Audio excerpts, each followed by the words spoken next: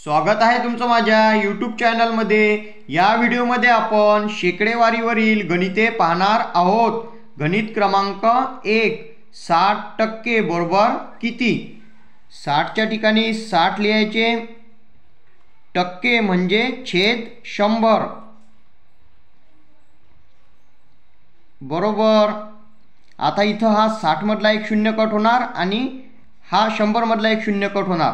आता इथं एकवर एकच शून्य उरला म्हणून अंशामध्ये एक अंकानंतर पॉईंट द्यायचा। इथं जर दोन शून्य उरले असते पण एक शून्य कट झाला म्हणून एक घरानंतरच पॉईंट द्यायचा। अंशामध्ये किती संख्या आहे 6, एक घरानंतर पॉईंट द्यायचा। इथं काही नाही म्हणून शून्य लिहायचा। आपलं उत्तर आलं 0.6। गणित दुसरे, हे गणित पण पहिल्या गणितासारखेच आहे। 40% बरोबर किती। 40 लिहायचे, टक्के म्हणजे छेद 100।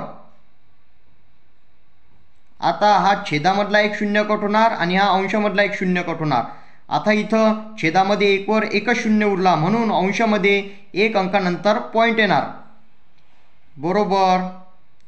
4 पॉईंट, एक अंकानंतर पॉईंट आला, एक घरानंतर पॉईंट आला आणि इथं काही नाही म्हणून शून्य लिहायचा। 0.4 हे आपलं उत्तर आलं। तर इथं दोन शून्य असते तर दोन अंकानंतर पॉईंट आला असता। इथं एकच शून्य आहे म्हणून एक अंकानंतर पॉईंट दिला। गणित तिसरे, 0.3% बरोबर किती। आता हे पहा, वेगळ्या टाईपचे गणित आहे। इथं पहिले पॉईंटचा विचार करायचा नाही, जी संख्या दिली आहे ती संख्या लिहायची। 3% म्हणजे छेद 100। आता पॉईंटचा विचार करायचा। इथं पाहायचं किती घरानंतर पॉईंट आहे, एक घरानंतर पॉईंट आहे। जितक्या घरानंतर पॉईंट असला तितके शून्य छेदामध्ये वाढवायचे। आता इथं एक घरानंतर पॉईंट आहे म्हणून छेदामध्ये एक शून्य वाढवला बरोबर।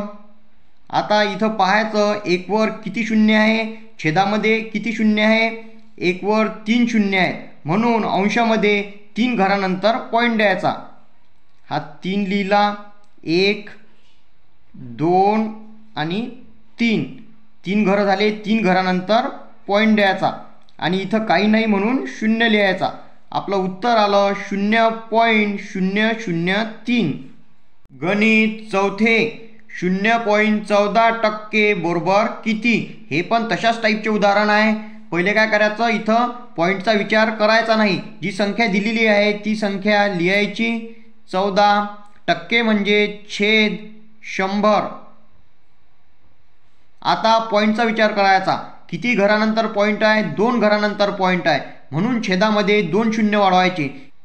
जेवढ्या घरानंतर पॉईंट असला तेवढे शून्य छेदामध्ये वाढवायचे। इथं 1, 2, 2 घरानंतर पॉईंट आहे म्हणून छेदामध्ये 2 शून्य वाढवले बरोबर। आता एकवर किती शून्य आहेत, 4 शून्य आहेत म्हणून अंशामध्ये 4 घरानंतर पॉईंट लिहायचा। 14, 1, 2, 3 आणि 4, एकवर 4 शून्य आहेत म्हणून 4 घरानंतर पॉईंट लिहिला आणि इथं काही नाही म्हणून शून्य लिहायचा। आपलं उत्तर आलं 0.0014। गणित पाचवे, हे पहा इथं आता हे वेगळ्या टाईपचे गणित आहे। 450 चे 20% बरोबर किती। इथं 450च्या ठिकाणी 450 लिहायचे आणि चेच्या ठिकाणी गुणाकाराचं चिन्ह लिहायचं। चे, चा, ची जे पण असते त्या ठिकाणी गुणाकाराचं चिन्ह लिहायचं। 20% म्हणजे 20/100। आता इथं 20नी 100ला भाग जाते, 20 1 20, 20 5 100। 5नी 450ला भाग जाते, 5 9 45 आणि हा 0 बरोबर। आपलं उत्तर आलं 90। गणित 6, 820 चे 50% बरोबर किती। इथं 820च्या ठिकाणी 820 लिहायचे, चेच्या ठिकाणी गुणाकाराचे चिन्ह लिहायचे। 50% म्हणजे 50/100, टक्के म्हणजे 100। आता इथं पहा 50 मधला एक शून्य कट होईल, हा शून्य कट होणार हा एक शून्य कट होणार, हा एक शून्य कट होणार. इथं उरले 82 गुणेला 5 बरोबर 82 गुणेला 5 बरोबर. आता 5नी 82ला गुणायचं. 5 दुने 10, 10शी 0, हातचा आला 1, 8 पंच 40, 40 आणि 1 41. आपलं उत्तर आलं इथं 410.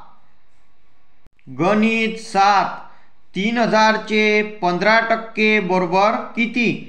इथं 3000च्या ठिकाणी 3000 लिहायचे, च्या ठिकाणी गुणाकाराचं चिन्ह लिहायचं आणि 15% म्हणजे 15/100.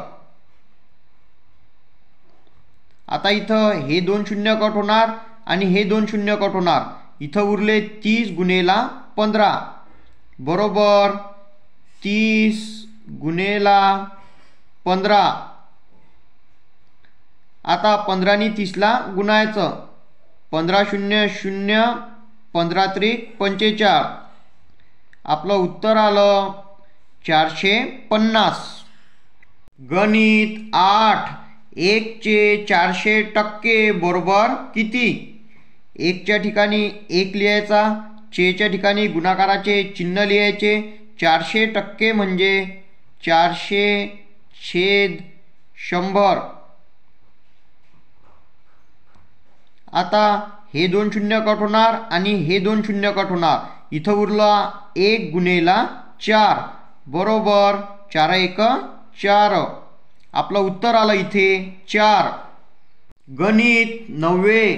500चे 10% बरोबर किती?